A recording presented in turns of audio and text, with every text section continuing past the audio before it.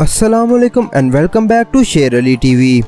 दोस्तों, पूरी दुनिया में अक्सर लोग ऐसे भी पाए जाते हैं कि जिनकी क्वालिटीज और एबिलिटीज को देखकर लगता है कि ये एक्स्ट्रा ऑर्डिनरी पर्सन है, और इन्हीं क्वालिटीज को देखते हुए अक्सर लोग उन्हें सुपर ह्यूमन का नाम देते हैं। लेकिन हकीकत तो ये है कि उन लोगों के काम वाकई में अनोखे होते हैं। इसीलिए आज हम बात करने जा रहे हैं ऐसे लोगों के बारे में जिनके पास वाकई में सुपर ह्यूमन एबिलिटीज हैं। तो चलिए वीडियो को शुरू करते हैं।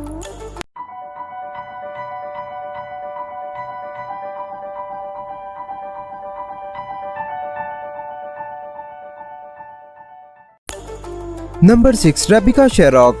दोस्तों, रेबिका शेरॉक फोटोग्राफिक मेमोरी के हवाले से मशहूर हैं। दोस्तों, किसी भी चीज को एक दफा देखने और कई दिनों तक याद रखने की सलाहियत को फोटोग्राफिक मेमोरी कहते हैं, जिसकी ख्वाहिश हर इंसान करता है। लेकिन रेबिका शेरॉक की फोटोग्राफिक मेमोरी एक हकीकत है, क्योंकि रेबिका 12 दिन पुरानी बातें और वाकयात को भी एज इट इज याद रख सकती हैं। और रेबिका दुनिया में उन 60 लोगों में से है जिनके पास HSAM यानी हाईली सुपीरियर ऑटोबायोग्राफिकल मेमोरी है। और दोस्तों, ऐसी मेमोरी के हामिल लोग चीजों को ज्यादा लंबे अरसे तक एज इट इज याद रख सकते हैं, जिसका अंदाजा इस बात से लगाया जा सकता है कि रेबिका को पूरी हैरी पॉटर सीरीज जुबानी याद है, जो कि 8 किताबों यानी 4224 पेजेस पर मुश्तमिल है। इसके अलावा किसी भी इम्तिहान की तैयारी रेबिका के लिए कोई बड़ी बात नहीं है। और इन क्वालिटीज को देखकर हम इस बात का अंदाजा लगा सकते हैं कि इन 60 लोगों में बॉयज का नंबर बहुत ही कम होगा, क्योंकि अगर बॉयज के पास इतनी लंबी मेमोरी हो तो वो अक्सर इम्तिहानात को आसानी से पास कर लें।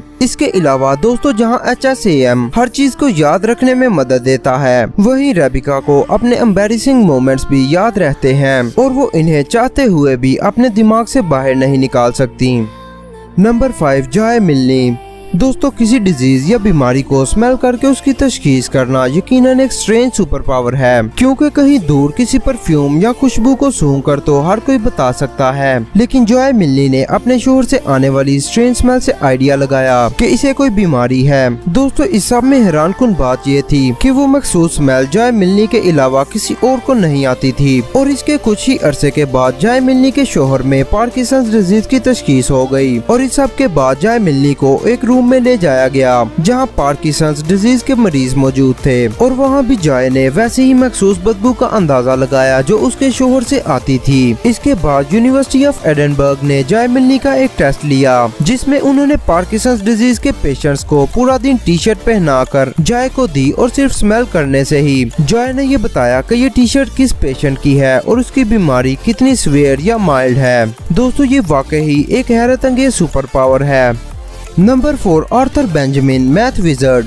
दोस्तों, आज के जदीद साइंसी दौर में कोई शख्स भी उस काम को खुद अपनी मेहनत से नहीं करना चाहता जिसके करने के लिए कोई टेक्नोलॉजी या मशीन मौजूद हो। जिसकी मिसाल हम इस तरह से लेते हैं कि अगर हमें कोई छोटी से छोटी कैलकुलेशन भी करनी हो जो कि हम इजीली अपने माइंड में कर सकते हो, तो हम उसके लिए भी कैलकुलेटर यूज करते हैं। लेकिन आर्थर बेंजामिन, जो कि मैथ की कम्प्लेक्स कैलकुलेशंस भी हाथ से करने के माहिर हैं, इसी वजह से इन्हें ह्यूमन कैलकुलेटर कहा जाता है। दोस्तों, आर्थर ने बहुत से पब्लिक प्लेटफॉर्म्स पर अपनी इस महारत को लोगों के सामने पेश किया है, जहां ऑडियंस में मौजूद लोग उन्हें मुश्किल से मुश्किल इक्वेशंस देते और आर्थर वहीं सबके सामने उसे मिनटों में सॉल्व कर देते और बोर्ड के ऊपर उसका आंसर लिख देते, जबकि दूसरे लोग कैलकुलेटर के ऊपर अभी उस इक्वेशन को लिख रहे होते थे। दोस्तों, ये वाकई एक बहुत अमेजिंग सुपर पावर है।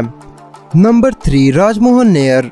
दोस्तों, राजमोहन नेयर एक ऐसे शख्स हैं जो कि अपनी बॉडी के अंदर इलेक्ट्रिक शॉक को बर्दाश्त कर सकते हैं। ये तो हम सभी जानते हैं कि ह्यूमन बॉडी में इलेक्ट्रिक शॉक की एक खास हद तक रेजिस्टेंस होती है, लेकिन इंसान सिर्फ तब तक इलेक्ट्रिक शॉक बर्दाश्त कर सकता है जब तक वो हार्ट तक ना पहुँचे। और इलेक्ट्रिक शॉक हार्ट तक पहुँचने की सूरत में कार्डिक अरेस्ट हो सकता है, जिससे इंसान की जान भी जा सकती है। और एवरेज ह्यूमन 1 एम्पेयर से भी कम का इलेक्ट्रिक शॉक बर्दाश्त नहीं कर सकता, लेकिन राजमोहन नेयर में इलेक्ट्रिक शॉक के खिलाफ रेजिस्टेंस 10 गुना ज्यादा है, और वो सेवरल एम्पेयर्स का इलेक्ट्रिक शॉक बगैर किसी नुकसान के बर्दाश्त कर सकता है।